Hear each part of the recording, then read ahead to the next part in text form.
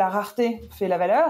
Et ensuite, ce qui fait la valeur, ce n'est pas que la rareté, c'est-à-dire que c'est pas de la spéculation sur un truc complètement inexistant. Disons que la valeur du Bitcoin, c'est très lié à la valeur de la technologie. C'est-à-dire que c'est lié à la capacité qu'a ce registre à être infalsifiable, inviolable, résistant à la censure, et qui permet de mettre à jour des bases de données, c'est-à-dire d'envoyer de la valeur. Techniquement, je suis capable de dire, voilà, aujourd'hui, j'envoie un Bitcoin à qui je veux, de façon assez peu chère, sans que personne dans le monde puisse m'interdire ou m'empêcher de le faire.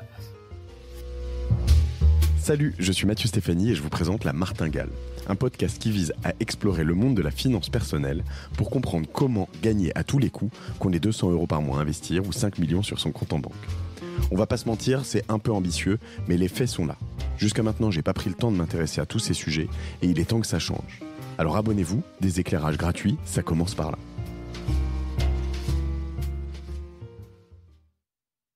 Et voilà, je suis ravi de te retrouver ici, Ambre, à distance. Alors malheureusement, épisode estival, post-pandémique, mais je pense qu'on aurait pu passer au-delà. Bon bref, les agendas ont fait que... mais on a tous les deux un micro, semble-t-il, assez correct, donc on va s'en sortir, je crois. Absolument. J'ai récemment obtenu ce merveilleux micro de gamer. Je savais même pas que ça existait, les micros de gamer. Mais donc, apparemment, c'est très bien pour faire des podcasts. Exactement. Ouais. On incite souvent nos invités qui ont des enfants à utiliser potentiellement des casques micro. Toi, tu as un micro carrément, en effet. Alors, Ambre Soubiran, tu es la cofondatrice ou fondatrice d'ailleurs de Kaiko. Et l'idée aujourd'hui ensemble, tu vas nous raconter ce que vous faites, ce que tu fais avec Kaiko. Vous êtes principalement dans l'univers du B2B, mais pas que. Et l'idée, c'est vraiment aujourd'hui d'aller un peu faire un plongeon assez deep dans les cryptos. J'ai fait pas mal d'épisodes sur les cryptos, autour des cryptos, autour des... on a parlé un peu de NFT, on a parlé de...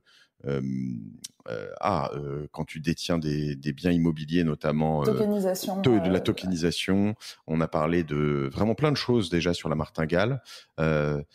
Mais souvent, je me suis rendu compte d'une limite, c'est que pour beaucoup d'épisodes, d'invités, on était souvent autour d'une vraie approche on va dire, l'objectif était vraiment d'investissement plus que réellement de propriété des cryptos. Et dans les différentes personnes que j'ai pu recevoir ici, que ce soit des personnes de chez Ledger, la maison du Bitcoin, enfin CoinHouse, etc., à chaque fois, je sens que ça peut grincer un peu des dents quand on me dit ça passe, qu'on a des cryptos, mais en fait on les détient par des intermédiaires, etc., etc. Bon, ce qui en soi me dérange pas, moi, complètement. Mais j'ai quand même, je dois te dire, Ambre, depuis qu'on s'est parlé la semaine dernière, acheté un premier NFT. Je me suis dit, je vais pas arriver à poil à cet épisode, tu vois. Donc voilà, je suis habillé et je détiens désormais des bitcoins et des ethers avec mes 24 mots, c'est ça. Voilà, c'est bien. Voilà.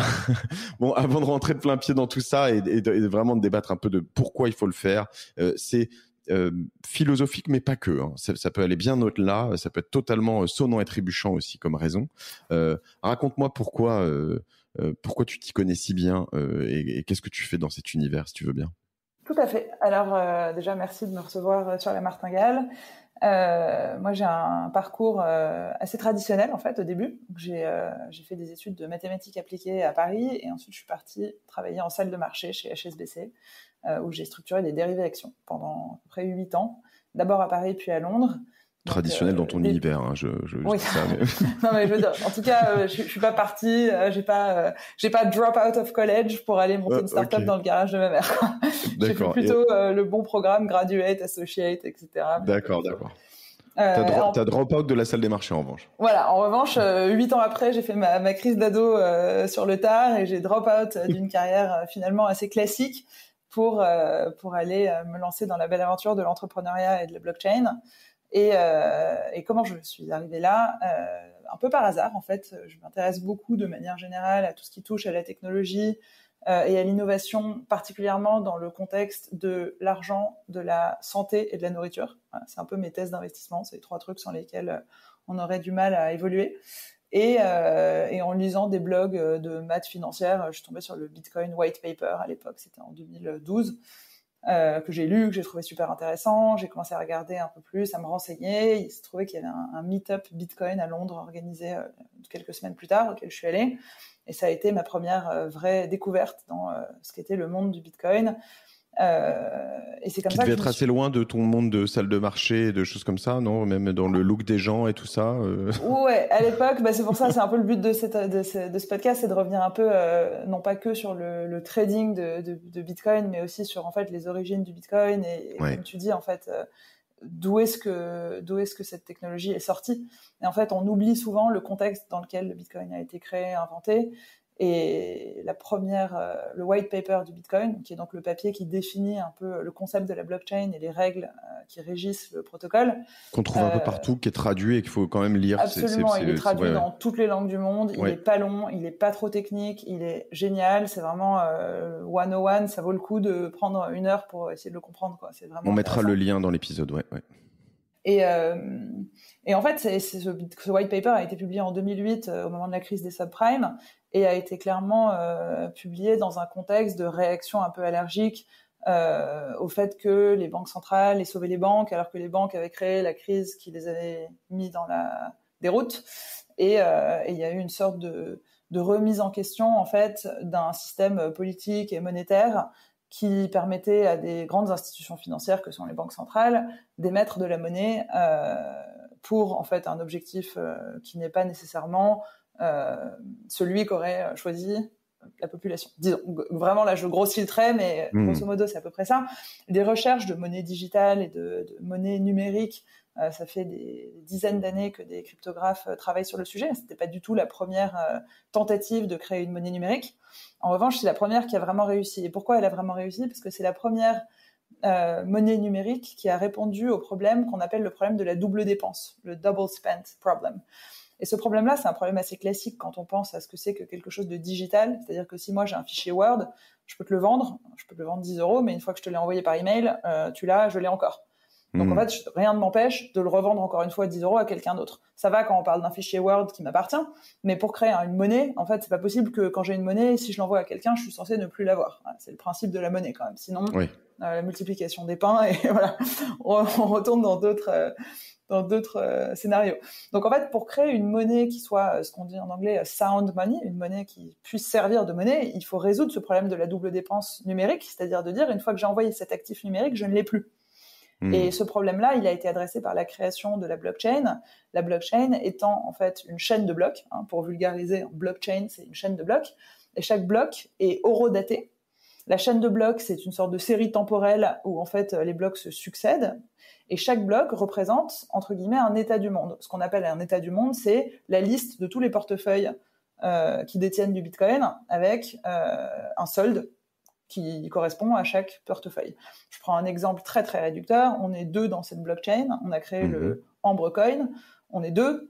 J'ai 2 bitcoins, tu en as 0 dans le bloc numéro 1. Et dans le bloc numéro 2, je t'ai envoyé un bitcoin, t'en as un, j'en ai un, et je peux plus en envoyer. Je peux encore en envoyer un, mais je peux plus en envoyer 2. Quoi. Donc en fait, c'est vraiment le principe de cette suite de blocs consécutifs qui, à chaque fois qu'il y a une transaction, met à jour le registre. Et ce registre définit en fait les soldes de chaque portefeuille.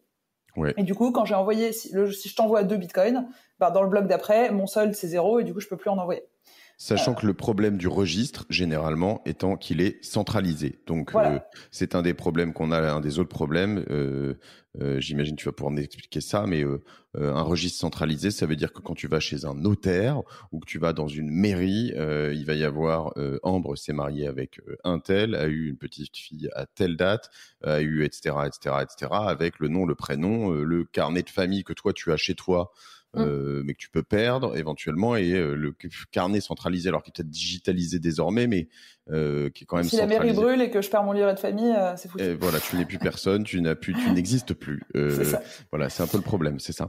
Donc ça, c'est un problème, évidemment, le fait que la mairie puisse brûler et que je puisse perdre mon livret de famille, c'en est un, mais il y a un problème plus grave qui est le problème de si le maire décide, en fait, tout simplement de changer les documents parce qu'il est malveillant à mon égard.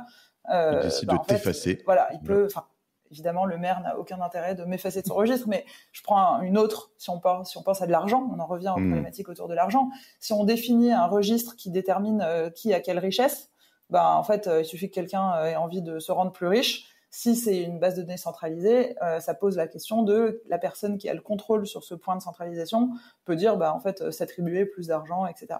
Ouais, donc, un truc très concret d'argent et registre, si on veut aller vraiment rationaliser, c'est potentiellement le petit carnet de dette que tu as chez ton boulanger ou chez ton épicier ou ton bar il rajoute 2 euros tous les jours. Il rajoute 2 euros tous les jours, tu sais pas, tu peux pas vérifier personne, ou il perd ce carnet et puis tu sais plus, il sait plus, etc., etc. Voilà. Centralisation. Et donc voilà, donc effectivement, il y a 3 piliers. Il y a 3 piliers qui définissent vraiment ce qu'est la blockchain. Et c'est la partie registre, la partie en fait décentralisation, donc la partie réseau en fait, c'est vraiment la partie réseau. Et la troisième partie, c'est la partie unité de compte, qui est très importante. Je peux faire. Attends, on va rester sur une pause sur je voudrais juste sur la centralisation et registre, qui sont des 2 points. Je voudrais qu'on revienne sur ces unités de compte juste après.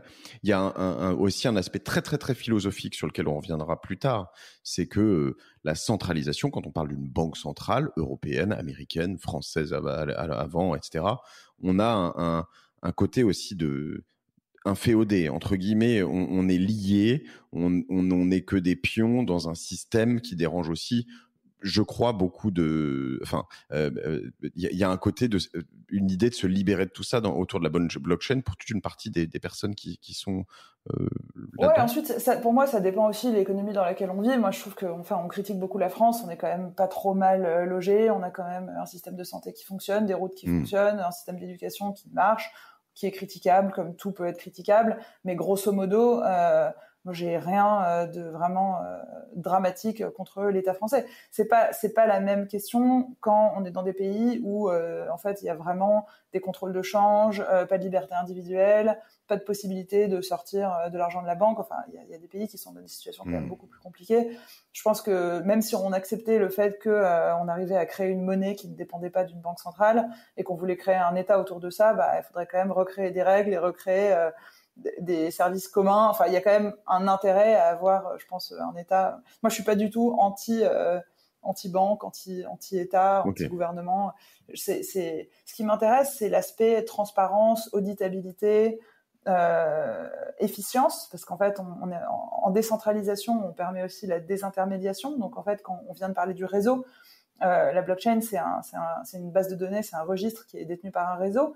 Et donc, en fait, ce réseau permet des transactions de pair à pair, de gré à gré, qui évitent de devoir passer par certains points de friction qui coûtent de l'argent, tout simplement. L'exemple le plus concret, c'est l'exemple tout simplement du crédit. En fait, émettre de la dette de pair à pair et permettre à des gens de bénéficier de taux d'intérêt en me prêtant leur argent et que moi je puisse en emprunter à un certain taux sans qu'il y ait les 12 000 intermédiaires au milieu qui se prennent des fees, qui fait qu'en fait l'emprunteur paye 10% et le prêteur gagne 1% parce que tout le monde se gave au milieu.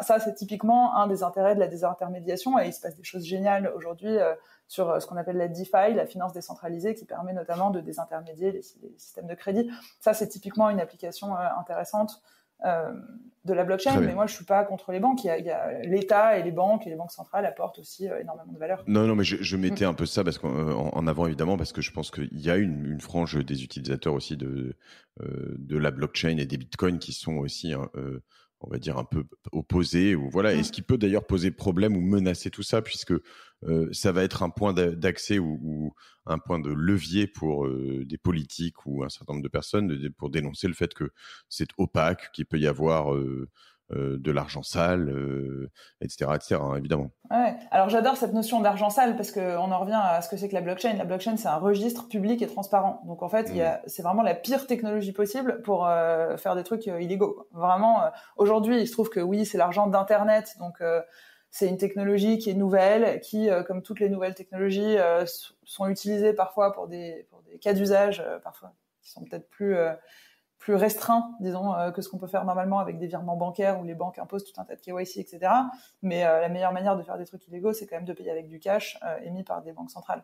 Donc en fait, la blockchain, à terme, c'est quand même pas la meilleure manière de conduire des activités illégales. Très bien. Mais juste pour revenir sur ce qu'on disait tout à l'heure, pour simplifier, on a un registre.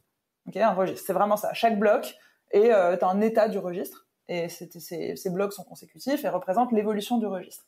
C'est public, c'est transparent. Comment est-ce que ce registre est mis à jour? Ce registre, il est mis à jour par le réseau. Donc ça, c'est l'aspect décentralisation de la blockchain. Et enfin, je reviens sur l'unité de compte juste pour fermer cette espèce de triptyque. Oui. C'est qu'en fait, l'unité de compte, elle permet de rémunérer le réseau qui maintient le registre. Et j'ai souvent entendu, venant de la banque, la blockchain, c'est génial, mais la crypto, c'est l'horreur. En fait, la crypto, ce n'est rien d'autre que l'unité de compte qui permet de rémunérer le réseau qui maintient le registre. C'est pour ça que c'est vraiment important de comprendre que ces trois aspects, si on en enlève un, si on a une blockchain sans unité de compte, en fait, on revient sur une blockchain privée.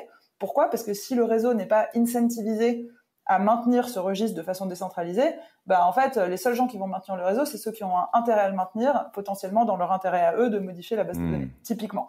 Ensuite, on enlève, si on a un réseau et une unité de compte sans registre, c'est plus une blockchain. Et si on a une unité de compte et un registre sans réseau, en fait, c'est pas une blockchain non plus. C'est vraiment ce triptyque. J'essaye de remettre des mots d'un monde qu'on connaît plus. Typiquement, si je mets à disposition plein de serveurs pour utiliser un réseau pour faire des transactions financières, parce que ça utilise donc des serveurs, de la bande passante, et donc tout ça a des coûts, on est d'accord, je dois normalement payer celui auprès de qui je fais. Ça peut être Google Cloud, ça peut être Amazon Web Service, ça peut être OVH, ou ça peut être, ou alors en échange, je donne des données et dont ils vont servir et utiliser à mon insu, pas forcément, mais en tout cas utiliser. Donc là, en gros, l'idée, c'est de dire, dans la blockchain, le Bitcoin ou d'autres cryptos permettent de rémunérer ceux qui maintiennent le réseau, mettent à disposition des serveurs, etc., etc. Et ensuite, il se passe de la spéculation autour de ces monnaies. C'est ça? Alors en fait, oui. Alors tout à fait. Le Bitcoin, la création monétaire du Bitcoin se fait en fait par le maintien de ce registre. C'est-à-dire qu'à chaque fois qu'il y a un nouveau bloc qui est créé par les fameux miners, les miners étant les gens qui maintiennent le réseau, à chaque fois qu'il y a un bloc qui est créé et qui est attaché à la blockchain, le nouveau bloc crée, je crois que c'est 4 aujourd'hui, 4 bitcoins à chaque bloc qui est attribué au miner qui a miné ce bloc. Donc en fait, ça, c'est ce qui permet de rémunérer les gens qui maintiennent le réseau. Ça, c'est l'aspect unité de compte. Ensuite, c'est à la fois dans la blockchain de Bitcoin, le Bitcoin est à la fois l'unité de compte et en fait ce qu'on compte. C'est-à-dire que le registre, en fait, il dit quels sont les soldes de chaque adresse et combien de Bitcoin ils ont. Donc on paye les frais de transaction en Bitcoin et l'unité de compte de la blockchain, c'est le Bitcoin. Ensuite, ce qu'on disait sur le prix du Bitcoin et le fait que le prix monte et que le cours soit volatile, en fait, il est lié au fait que le Bitcoin est un actif du coup rare, à savoir rare parce que limité en quantité dans le temps. Il y a une courbe de création monétaire de Bitcoin qui est logarithmique et qui tend vers 21 millions, vers plus l'infini. Donc en fait, il y aura jamais plus de 21 millions de Bitcoin. Donc la rareté fait la valeur, et ensuite ce qui fait la valeur, ce n'est pas que la rareté, c'est-à-dire que c'est pas de la spéculation sur un truc complètement inexistant. Disons que la valeur du Bitcoin, c'est très lié à la valeur de la technologie, c'est-à-dire que c'est lié à la capacité qu'a ce registre à être infalsifiable, inviolable, résistant à la censure, et qui permet de mettre à jour des bases de données. C'est-à-dire d'envoyer de la valeur. Techniquement, je suis capable de dire, aujourd'hui, j'envoie un Bitcoin à qui je veux de façon assez peu chère, sans que personne dans le monde puisse m'interdire ou m'empêcher de le faire. Et la force du Bitcoin, et donc ce qui justifie son prix, c'est la force de ce réseau et la force de ce registre. Et le fait que ce registre est transparent, auditable et toutes les choses qu'on disait tout à l'heure. Compris. Alors, on a compris les contours du Bitcoin et potentiellement d'autres cryptos. Si c'est pas clair, je vous invite donc à lire ce livre blanc, à nous poser des questions, etc. Maintenant, la question que je me posais et que je voulais te poser donc dans cet épisode, c'est en fait, tout comme des actions d'ailleurs, parce que ce qu'on appelle des CFD, je crois, mais je peux dire, je vais acheter et vendre des actions qui sont pas, en fait, le principe d'une action en bourse, c'est de dire, je vais avoir un bout d'une entreprise. Donc, je vais acheter un bout de Google, je vais détenir un bout de Google, et puis en échange, je peux avoir des dividendes, je peux l'acheter, je peux le revendre, je peux en acheter plus, etc., etc. Et en fait, il y a des moyens d'acheter des sortes d'émulation de Google, donc qui sont pas des vraies actions Google, mais finalement, ou alors d'acheter des actions à des gens qui en détiennent et de pas être directement propriétaire de ces actions. Bon, on peut faire un peu la même chose sur le Bitcoin, c'est-à-dire en fait dire moi je veux, ok, je crois au Bitcoin finalement alors sur plein de plateformes, je vais acheter un Bitcoin, mais en fait c'est un équivalent Bitcoin ou en tout cas je ne suis pas propriétaire de tout ça puisque donc techniquement et c'est presque ça aussi ma question avant de dire que c'est peut-être moins bien. Comment je les achète, ces bitcoins? C'est ma question, c'est-à-dire comment je rentre dans le game la première fois parce que moi, j'ai compris plein de choses. Je suis rentré dans ce game, je te l'ai dit, mais finalement, j'ai ma série de mots qui me permet d'être mon coffre-fort, mais je sais même pas comment je peux te refiler un bitcoin à toi dans ton coffre-fort directement, tu vois. Alors, la première question qui est effectivement la différence entre ce qu'on appelle une détention synthétique, où en fait je détiens la valeur du prix. Donc ça, c'est typiquement quand j'achète un Bitcoin ou une fraction de Bitcoin sur Revolut. Typiquement, l'application Revolut me permet d'acheter tout un tas de cryptoactifs. En fait, ce cryptoactif, je ne peux que à un moment le revendre à Revolut à son cours de marché. C'est-à-dire que je vais gagner la plus-value ou la moins-value du prix du sous-jacent. Pour revenir sur ce que tu disais. Ensuite, il y a autre chose qui est de dire, je vais acheter un Bitcoin, c'est-à-dire qu'en fait, je vais en avoir la propriété. C'est-à-dire que je vais créer une adresse qui vit dans le registre de la blockchain, dans lequel, dans la blockchain, ce sera public, il y aura l'adresse de mon portefeuille, ainsi que le solde à côté, donc 1 Bitcoin ou 0,01 Bitcoin ou la quantité que je veux. Quand vous achetez des Bitcoins sur Revolut, ça n'apparaît pas dans la blockchain. En fait, Revolut vous dit, moi, je m'engage à te donner la valeur de 0,1 Bitcoin le jour où tu voudras la revendre. Mais ça n'apparaît pas dans la blockchain. C'est-à-dire que c'est centralisé dans le sens où si demain l'application Revolut sort de l'Apple Store et que vous pouvez plus jamais ouvrir votre application ou votre site internet, en fait, good luck pour récupérer les bitcoins. Oui, donc ça, si une boîte comme ça qui fait ça se plante complètement, voilà. Salut, au revoir. Et ça enlève tout le côté, l'aspect de décentralisation et on va dire dont tu parles, c'est-à-dire qu'en fait, tu recentralises un truc, on est juste dans la spéculation sur un actif simulé, quoi. Et ça a ses propres bénéfices aussi, c'est dans le sens où, j'ai rien contre le fait qu'il y ait pas mal de gens qui spéculent là-dessus. Pourquoi? Parce qu'en fait, ça force les gens à s'y intéresser. Dès que moi, ça m'arrive quand même à des dîners d'avoir des potes qui me disent, j'ai enfin acheté 100 balles de Bitcoin sur Revolut. Du coup, ils regardent, ils s'intéressent plus, ils lisent des articles, et puis au final, un an après, ils disent, en fait, je veux avoir mon propre Bitcoin. Mais en fait, ce que ça veut dire vraiment d'acheter un Bitcoin, c'est d'en être propriétaire. Et d'en être propriétaire, c'est-à-dire d'avoir ce qu'on appelle une clé privée. Je fais le parallèle avec l'email. Je trouve que c'est le parallèle le plus simple. Si demain, je veux envoyer un email, je peux me connecter sur mon Gmail et envoyer un email de mon adresse.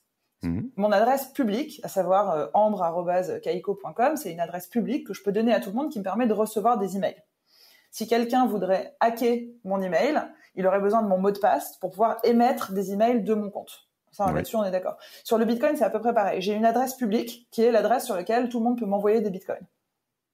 Ensuite, pour pouvoir émettre des transactions de mon compte, c'est-à-dire pour pouvoir signer des transactions, il faut avoir ma clé privée. Évidemment, si quelqu'un a ma clé privée, il peut tout simplement s'envoyer une transaction avec le contenu entier de mon solde.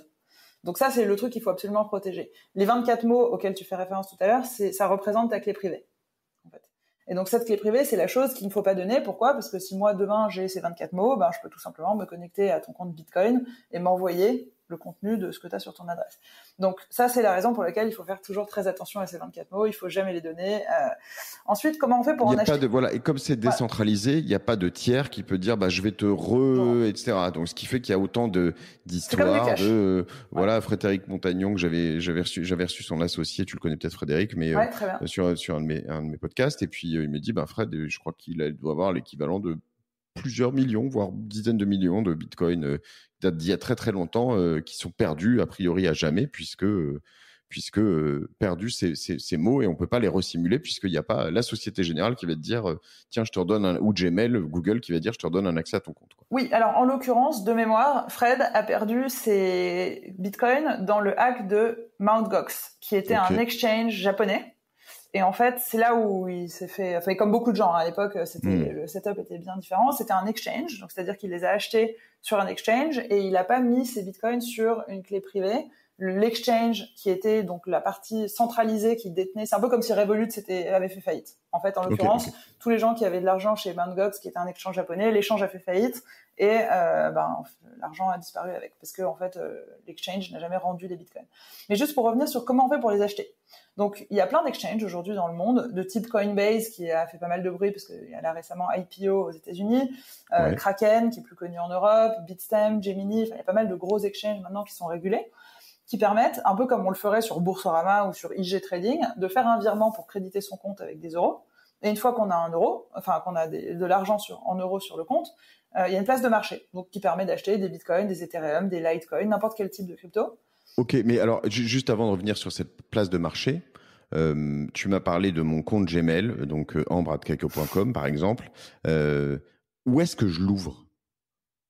Alors, typiquement, soit il y a un moyen que moi je sais pas faire, qui est d'interagir directement avec une blockchain.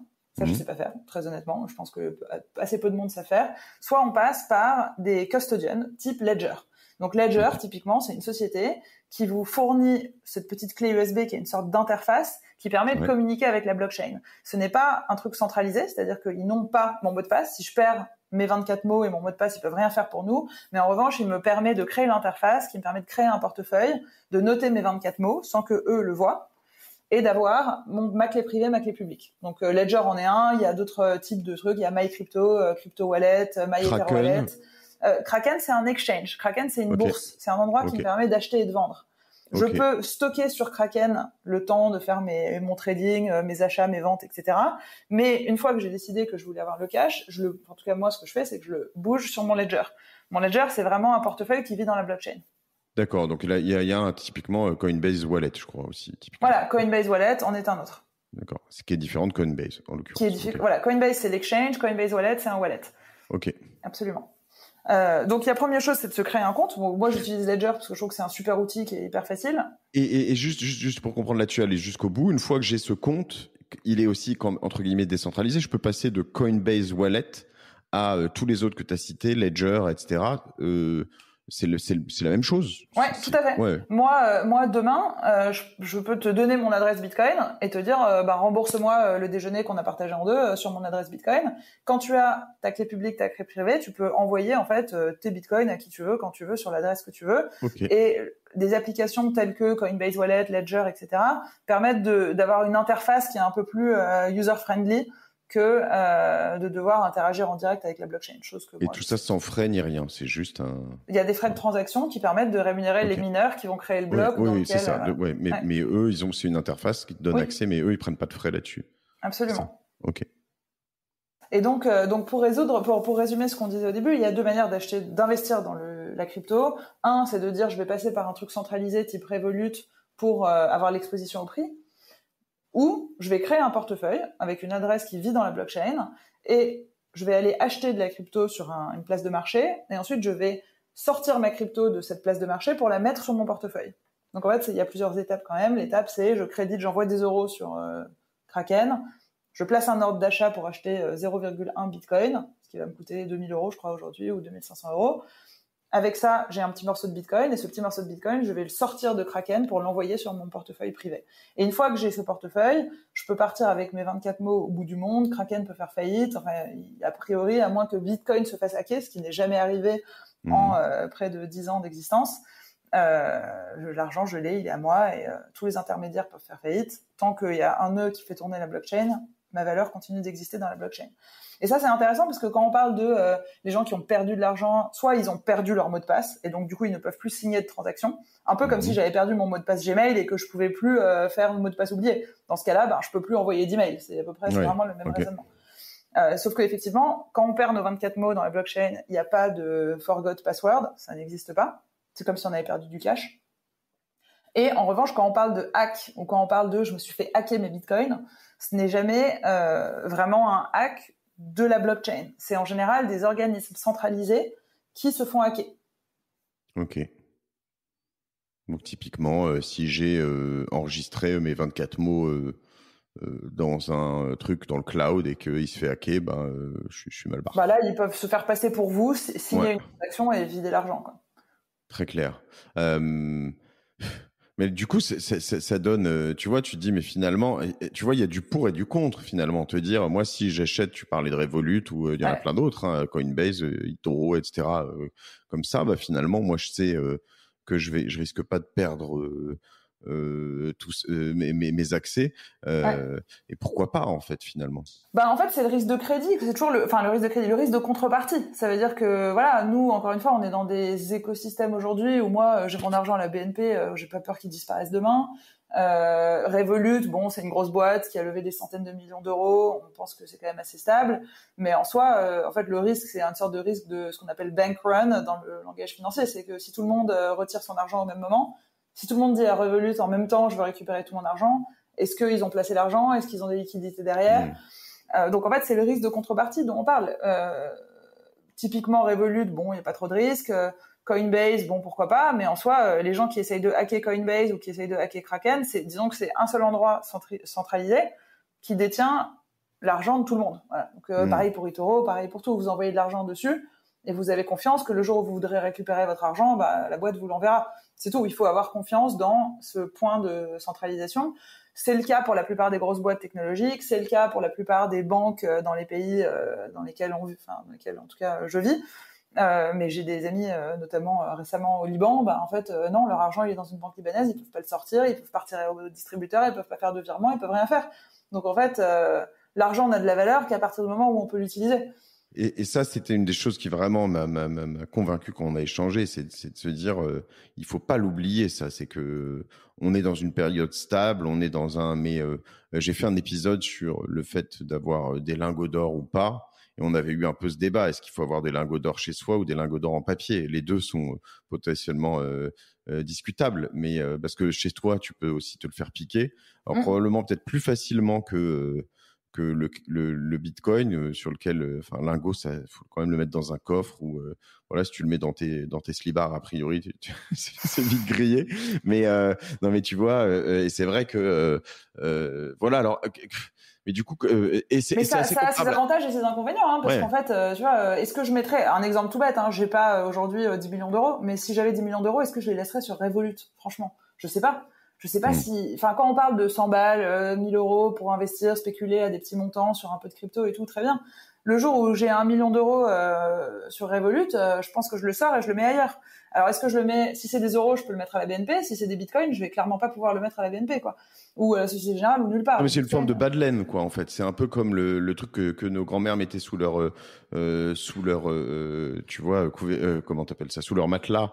L'idée, c'est de se dire que peut-être que si demain il y a un méga conflit, une méga crise comme au Liban, par exemple, là, eh bien, finalement, si à un moment on me dit non, mais tu peux plus retirer, tu peux plus rien faire, ben, je sais que j'ai toujours ça, qui aura probablement une valeur ailleurs dans le monde.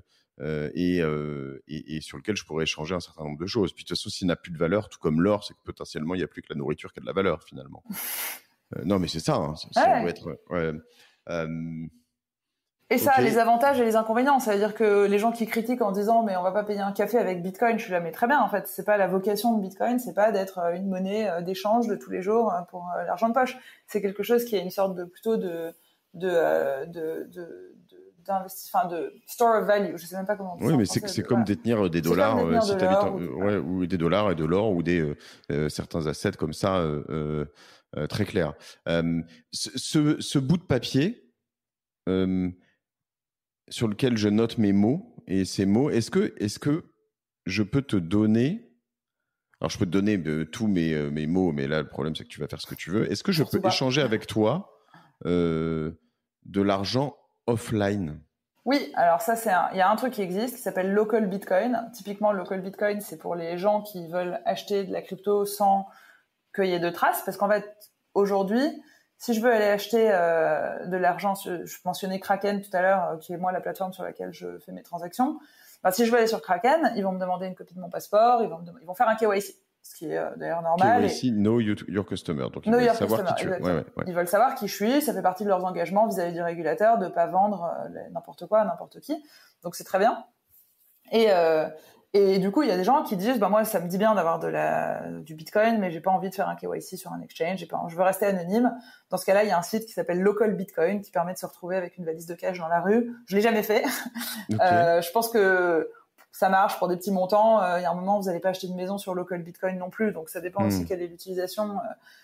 Pour moi, on peut merdouiller un peu avec le Bitcoin ou avec les cryptos en essayant de faire des trucs un peu illégaux à la marge, mais globalement, on a tout intérêt à faire les choses bien, à déclarer quand on vend, à payer des impôts sur la plus-value. Enfin, aujourd'hui, le système fonctionne. Les impôts sont tout à fait au courant de ce que c'est que la blockchain. Aujourd'hui, sur les déclarations US, tax declaration, il y a une boîte. Ils ont rajouté une boîte sur le papier, le formulaire sur est-ce que vous avez de la crypto, est-ce que vous avez acheté de la crypto ces 12 derniers mois, si oui, déclarez vos plus-values. Enfin, aujourd'hui, il y a un moyen de faire un business, c'est-à-dire d'être payé en Bitcoin, de payer des impôts, de payer de la TVA, de vraiment faire les choses en toute honnêteté et dans les règles de l'art, tout en ayant un business en crypto, et il n'y a absolument aucun problème. En gros, les usages un peu illégaux, un peu obscurs de la blockchain, en fait, c'est bien, mais c'est limité à quand même des petits montants. Et ça, il existe d'ailleurs aujourd'hui, juste pour parler impôts, des services, alors c'est Waltio et Coinly, je ne connaissais pas, notamment, qui permettent de vraiment savoir les impôts liés à tes cryptos, hein, c'est ça?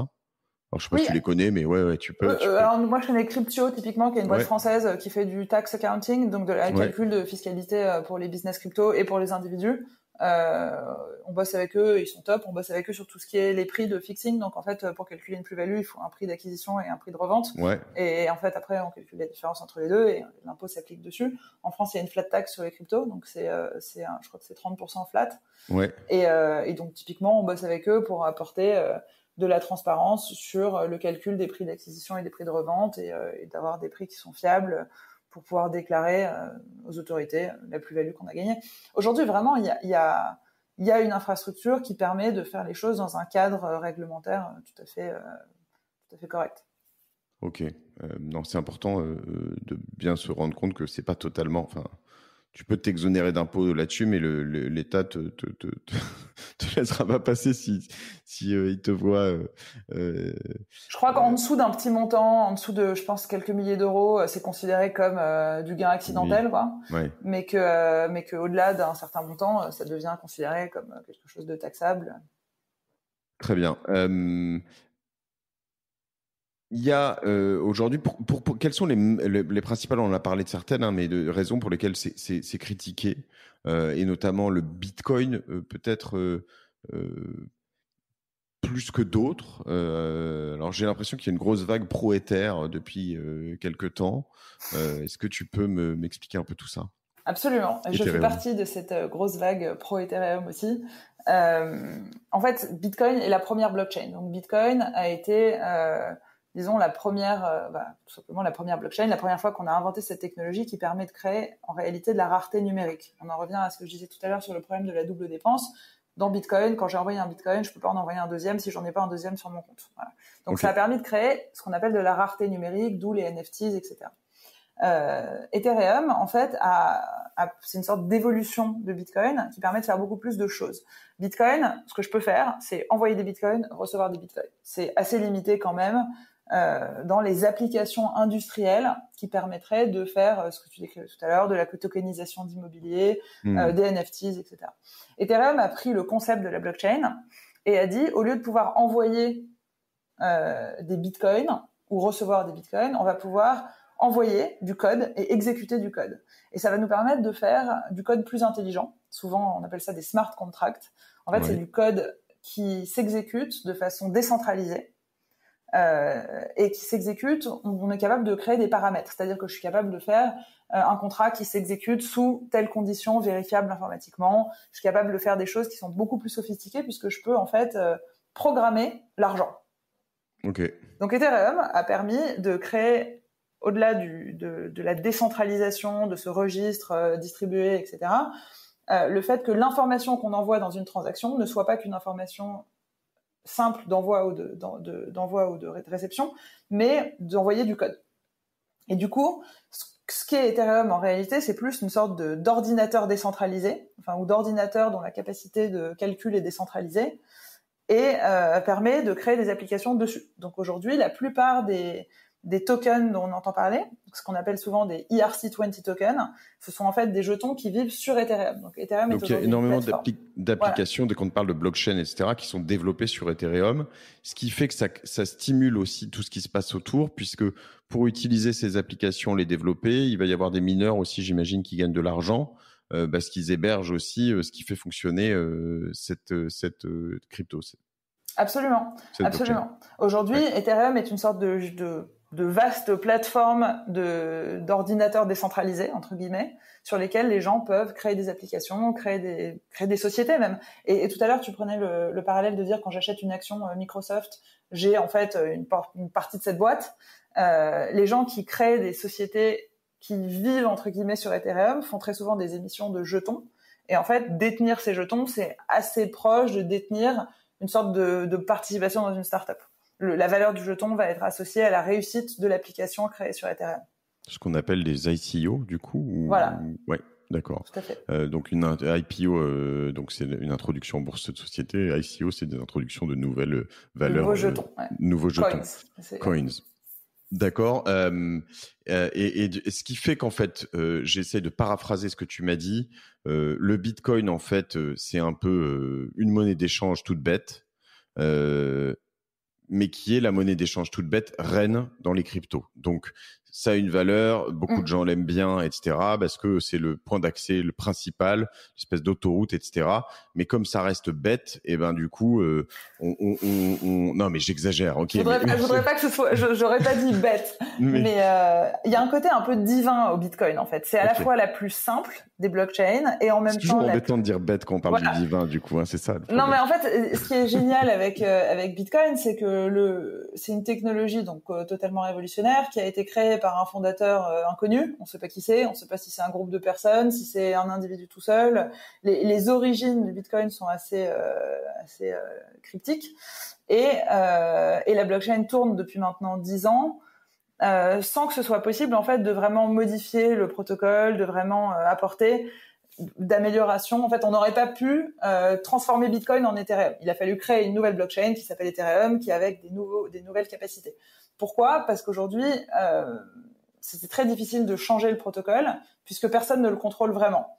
Donc c'est à la fois la plus vieille et peut-être la plus simple entre guillemets pour reprendre tes termes, mais c'est aussi la plus sécurisée et la plus puissante en termes de réseau qui est mis à disposition de la blockchain, celle dans laquelle il y a clairement le plus d'argent qui a été investi, et celle dans laquelle les gens ont le plus confiance, parce qu'en fait la simplicité aussi crée la confiance, c'est-à-dire que c'est un use case, c'est vraiment le narratif autour de Bitcoin qui est celui de l'or digital avec un élément qui est rare, qui ne sera jamais modifiable. En fait, on peut pas juste créer plus de Bitcoin parce qu'on a envie de créer plus de Bitcoin. Il y a personne sur Terre qui peut le faire.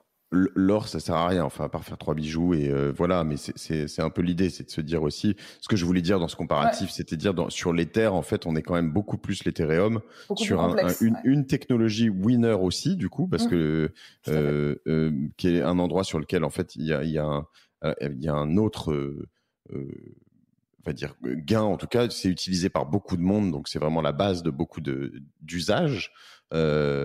Donc c'est intéressant aussi d'aller là-dessus. Juste pour comprendre, au-delà de ces deux valeurs, alors je sais pas, je connais des Dash, je connais en fait il y a des coins qui sont, j'imagine pour certains d'ailleurs, basés sur Ethereum, du coup peut-être. Et il y a d'autres formes d'Ethereum aussi. Tout à fait, il y a des concurrents à Ethereum, comme il y a des concurrents à Bitcoin. Par exemple, Litecoin, qui est une des, je crois, 10 plus grosses crypto-monnaies, est une fork de Bitcoin. Donc, en fait, comme les blockchains sont publiques et ce qu'on appelle open source, on peut prendre le code, le dupliquer et faire ce qu'on appelle une fork. Une fork, c'est de dire, en fait, moi, je vais créer une autre blockchain, et qui même me suive. Bitcoin Cash, Dogecoin, Binance Coin. Alors ensuite, je peux faire un copycat en disant la mienne elle est mieux, mais j'ai rien changé. Mais je peux aussi faire un copycat, changer 2-3 trucs et dire la mienne elle est mieux parce que X. Typiquement, Zcash, c'est une monnaie qui valorise plutôt la privacy. Donc c'est un truc qui est beaucoup plus facile de ne pas avoir de transparence sur où vont les transactions, etc.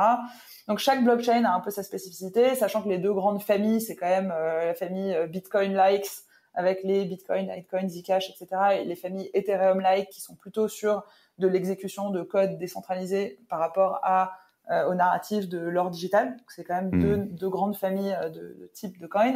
Et ensuite, il y a encore d'autres familles de blockchain, de type Tezos, par exemple, où ils ont en fait des protocoles de mining qui sont différents, etc. Mais grosso modo, il y a beaucoup de blockchains qui sont soi-disant, qui s'appellent des Ethereum killers, parce qu'ils veulent en fait faire des concurrents à Ethereum. Mais grosso modo, aujourd'hui, la plupart si demain je devais lancer ma propre blockchain, je la ferais sur Ethereum. Je ferais un token genre ERC20, je ferais une sorte d'ICO sur Ethereum, et je lancerais mon token, et je sais qu'il y a un réseau qui marche, qui tourne. Et la plupart des applications qui existent aujourd'hui, qui sont des vraies applications, quand on entend parler de finance décentralisée, la DeFi, quand même, se fait exclusivement sur Ethereum aujourd'hui. Ok. Alors, je vais essayer de synthétiser tout ça. Si on veut, je vais pas réexpliquer ce que c'est que la blockchain, Bitcoin, etc. Mais si on veut acheter en propre, et moi je le recommande juste pour plein de raisons simples, parce que même pour les auditeurs de la Martingale, j'aimerais quand même qu'on puisse aller peut-être un peu plus deep sur des NFT et des choses comme ça dans de prochains épisodes. Et si vous allez pas là-dedans, ben vous comprendrez rien, et moi non plus d'ailleurs. Et donc du coup, voilà. L'idée, c'est de dire, on va sur Kraken, on va sur Coinbase, on va sur je sais pas quel endroit, on achète des bitcoins, alors Ledger pardon, avant, plutôt, pour créer son portefeuille, ou Ledger ou d'autres. On peut le faire d'ailleurs sur Coinbase, ou sur je sais pas, sur eToro, je sais pas sur je sais pas si sur tu vois, peut-être tu parlais de Revolut. Est-ce que finalement on peut transférer quand même Non, Revolut, non, vous aurez jamais. En gros, de l'application Revolut, vous pouvez pas envoyer un Bitcoin sur une adresse Bitcoin. D'accord. Alors que sur l'application Coinbase. Sur un exchange, on peut ce qu'on fait withdraw, c'est-à-dire qu'on peut sortir ces cryptos et les mettre sur où on veut. D'accord, voilà. Donc voilà, on va sur un exchange comme ça.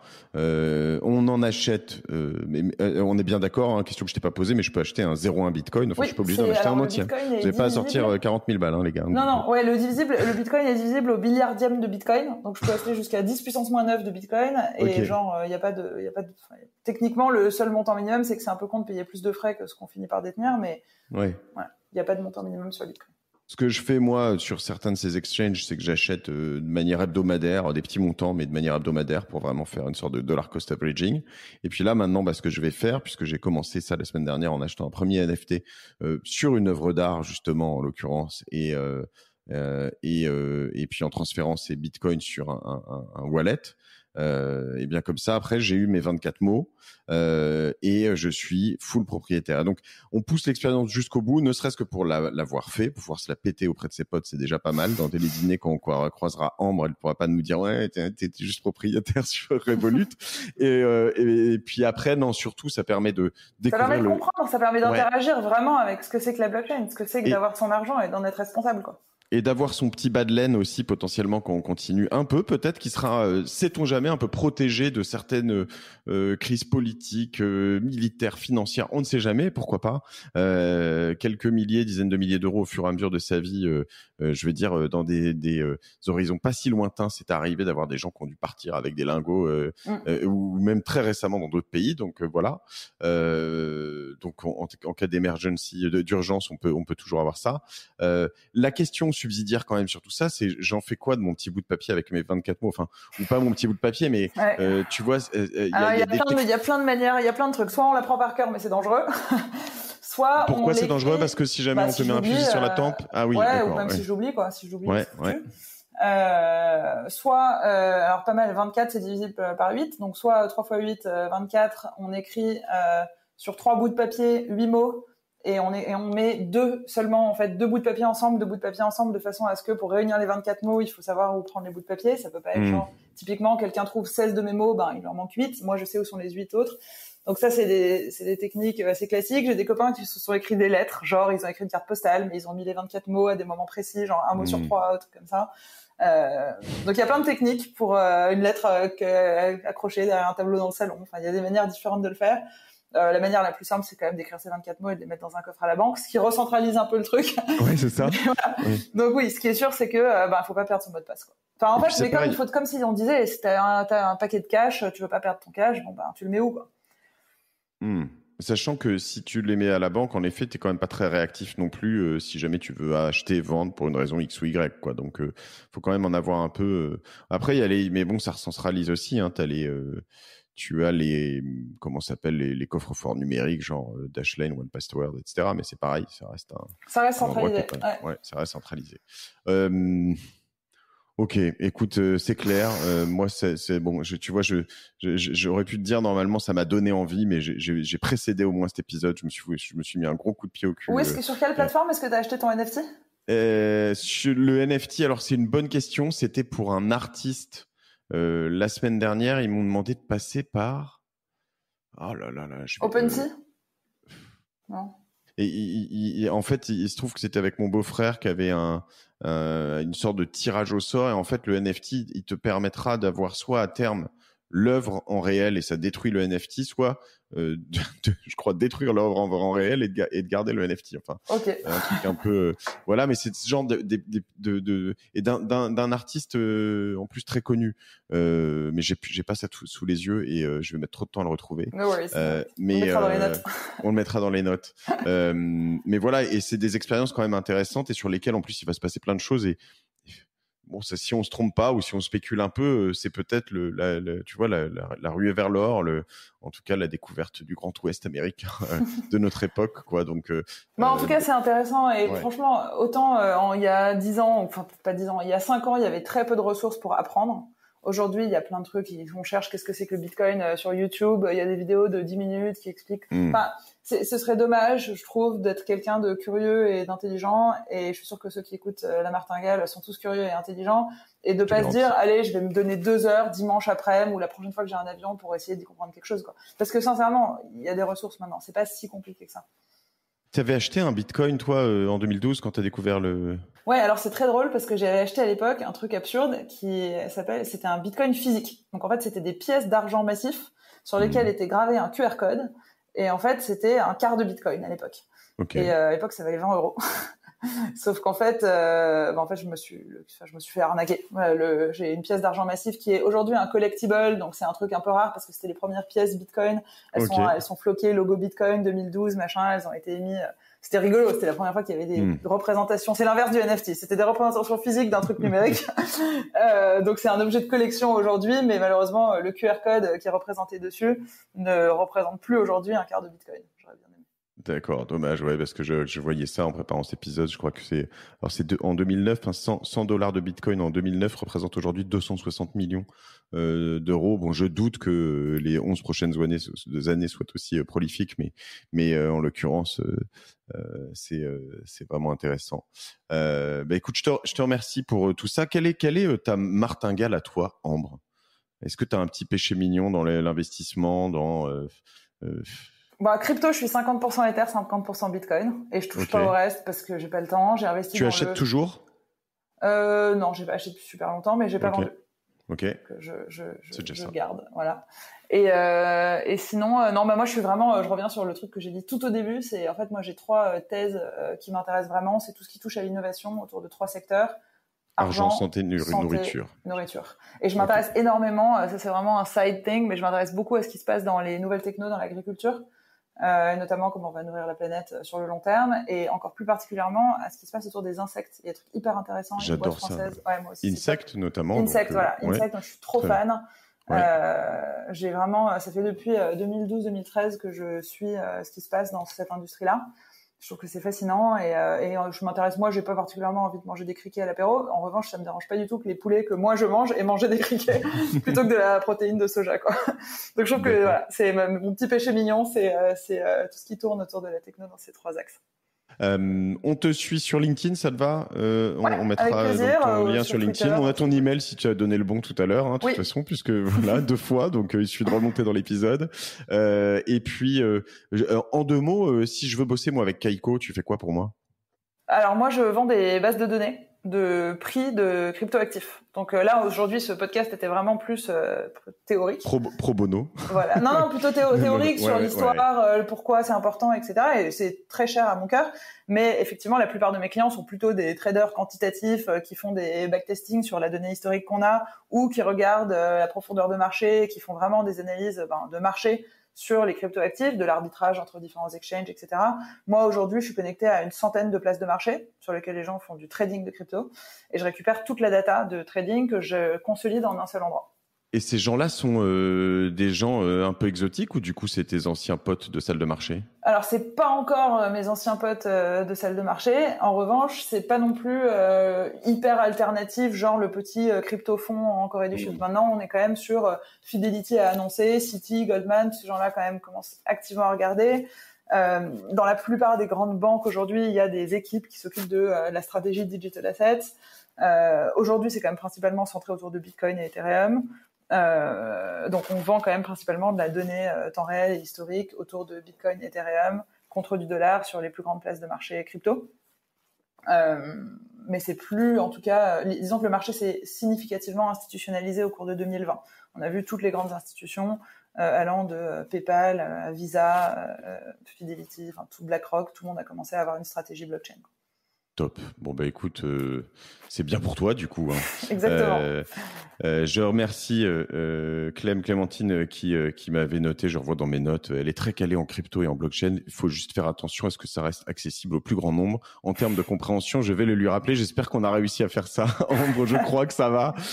Voilà, je remercie aussi au passage Léa, Anouk, voilà, qui m'aide sur la martingale, qui nous aide sur la martingale et voilà. Et puis bah écoute, je te souhaite un très bon été et on va te suivre de près. Tu passes aussi souvent dans d'autres podcasts chez Marc Fiorentino aussi, une habituée. Voilà, donc bah, c'est très cool. Je te remercie pour tout ça. Moi, je suis chaud patate toujours. J'ai pris un peu mes douches froides, mais pareil, je suis comme toi, je hold tight, je continue à acheter, je rentre petit à petit, mais je rentre toujours sur 50-50. J'ai un peu fait de dash, mais j'ai pris une bonne claque sur les dash aussi, mais du coup, je me suis un peu calmé sur cela, mais voilà, c'est rigolo. On se marre bien sur les cryptos, quoi.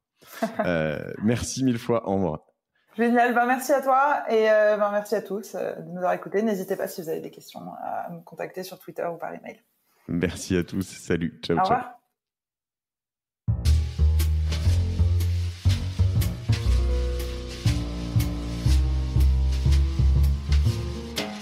Merci d'avoir écouté La Martingale jusqu'au bout.